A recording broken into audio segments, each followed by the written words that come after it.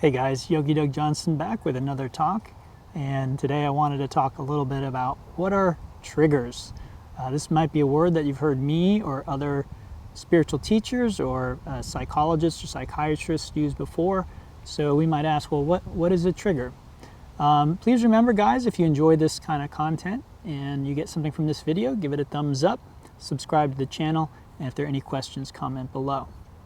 So triggers are basically situations. It could be something someone says, it could be something someone does, it could be a thought in your own mind, and they basically cause what we might call an emotional reaction inside of us. In yoga, this is related with what are called samskaras and vasanas, impressions. So basically, as we live, we pick up these sort of reactions to certain situations. Now, at an extreme, these reactions are called trauma. So you've probably heard that word before, someone who's been traumatized.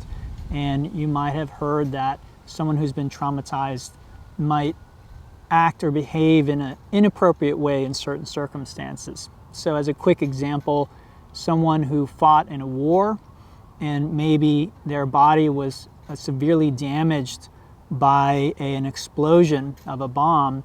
Well, if they're back home, safe in the US or in their country, and they hear a loud bang, completely safe, but a bang maybe from a muffler going off, they may all of a sudden have a physiological response to that sound that they are unable to control. So they might begin sweating, their heart rate might go through the roof, they might not be able to breathe properly. Emotionally, they might feel very tense and strained and unpleasant. They may then, to try and handle or deal with what they're feeling, go out and try drinking alcohol or taking drugs or finding other ways to try and manage what they're feeling. So this is an extreme example, but extreme examples can be very good to illustrate what I'm talking about. So here's a less extreme example. Maybe you are speaking with your mother or father, and perhaps there's a sore spot that you have, and your parent will bring up something. Let's say that you're a little older and you're not married yet, and maybe your mother or your father says, well, when are you going to get married? When are you going to find someone to settle down with? And let's just say this is a sore spot for you. You have no interest in it, or maybe you've tried and it's not working out. And every time that your parent mentions this, you get riled up, right? It makes the hair on your back stand up. So that's an example of a trigger. And so we all have them for the most part. We all have situations. There are things that people could say that might upset us. Any kind of negative emotional reaction can be considered a trigger. Now, why is this important to understand? It's important to understand because we all have different triggers. And the way most people try and handle their triggers is to get the people around them to behave in a way that they will not get triggered. So again, if I don't want to get married, I don't like my mother or father asking me about getting married, then when they ask, I might say, Dad, you know I don't like that. Stop asking me when I'm going to get married, right? And I might get very upset. Usually when we're triggered, we're going to talk in that way. We're not going to talk with a calm, relaxed voice. We're not going to ask nicely, which would be much better. You're much more likely to get someone to do what you want if you say, you know, would you please stop asking me about that? So anyway, this is the most common response to trying to deal with this, is trying to manage the outside world, trying to get people to change their behavior.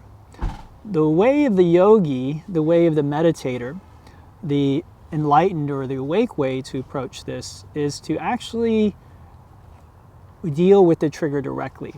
Now, this isn't something that I can teach you in a short talk how to do, but this is the essence of what yoga and meditation are really about, is handling these triggers so that one day we get to the point where no matter what happens, no matter what someone says, no matter what situation we find ourselves in, we have peace, we have joy, we have love, and we have happiness.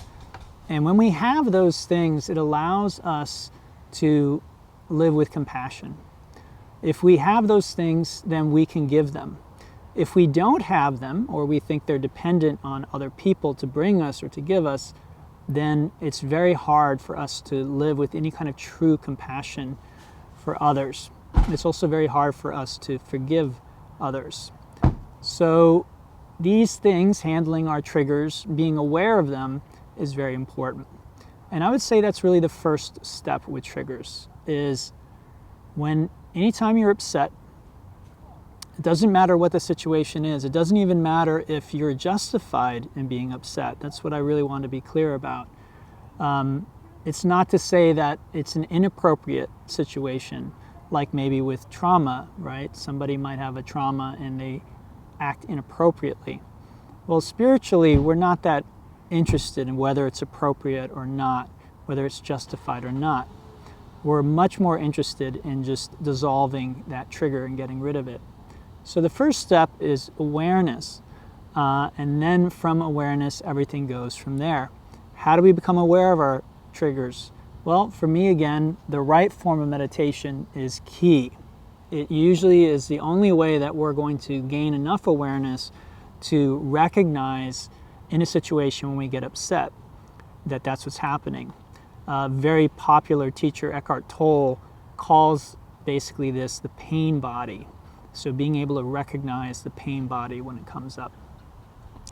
All right, everyone, I hope that that was helpful for you, maybe cleared up something. Again, if you got something from this, please give me the old thumbs up.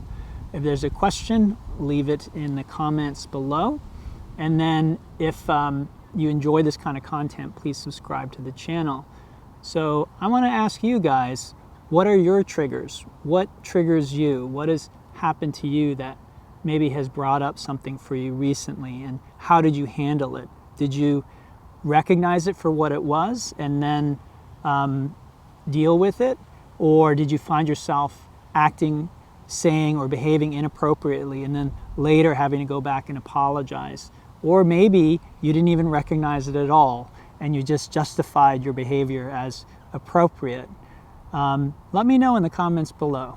All right, everyone. Namaste and thank you.